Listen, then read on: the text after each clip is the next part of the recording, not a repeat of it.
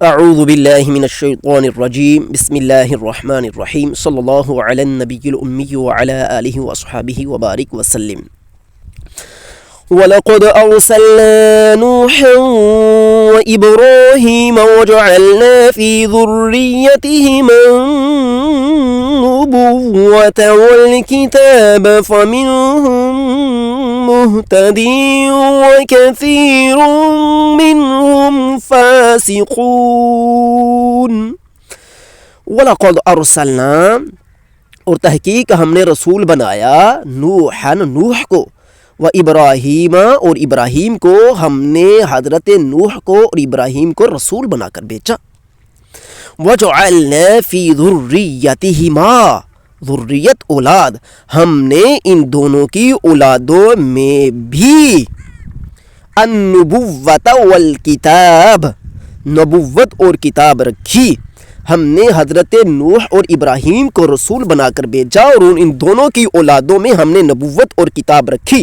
فَمِنْهُمْ مُهْتَدٍ، تو ان کی امتوں میں سے کچھ تو ہدایت پا گئے، وَكَثِيرٌ مِّنْهُمْ فَاسِقُونَ، اور ان میں بہت زیادہ بے ہدایتیں رہے۔ سامعین، حضرت نوح علیہ السلام تو اب طوفان نوح کے بعد، یعنی کہ جس وقت نوح علیہ السلام کی امت پر طوفان آیا تھا، اس کے بعد جو بچے کچے کشتیوں میں سوار ہوئے ایمان والے، تو انہی کی اولاد سے یہ ساری دنیا بعد میں وجود میں آئی، اور ان کے عرصہ دراز مدت طویلہ کے بعد حضرت ابراہیم علیہ السلام جو ہیں ان کا وجود ہوتا ہے۔ ابراہیم علیہ السلام کے بعد ان کے بیٹے حضرت اسماعیل، اور اسماعیل کے بعد اسحاق پیدا ہوتے ہیں، اور حضرت اسحاق کے ہاں حضرت یعقوب پیدا ہوتے ہیں جنہیں بنی اسرائیل کہا جاتا ہے۔ وہیں سے بنی اسرائیل کا تعلق شروع ہوتا ہے، اور بنی اسرائیل بہت عرصہ دراز تک چلتے ہیں اور آج بھی دنیا میں موجود ہیں۔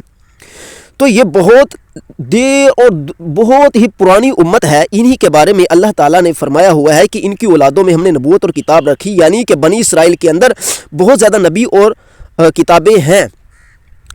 اور فَمِنْهُمْ مُهْتَدٍ، تو ان میں سے کچھ تو ہدایت پا گئے، وَكَثِيرٌ مِّنْهُمْ فَاسِقُونَ، اور بہت زیادہ بے ہدایتیں رہے۔ اور یہاں پر ایک بات خاص خیال رکھیں، وہ یہ کہ صرف نبی کی اولاد ہونا ہدایت کے لیے کافی نہیں ہے، بلکہ ہدایت حاصل کرنا پڑتی ہے، اور اس کے لیے محنت کرنا پڑتی ہے، اور اللہ تعالیٰ سے توفیق مانگنا پڑتی ہے، اور اس کے لیے عجز و انکساری بھی اختیار کرنا پڑتی ہے۔ تو جو لوگ کہتے ہیں کہ ہم صرف نبی کی اولاد ہیں، یا فلاں سید ہے، یا فلاں نبی کی اولاد کے ساتھ اس کا نسب ملتا ہے لہٰذا وہ بخشا جائے گا، تو ان کو اللہ تعالیٰ کے قرآن سے عبرت حاصل کرنا چاہیے۔ ہمارے چینل سچی باتیں کو سبسکرائب، لائک، کمنٹ اور شیئر کریں۔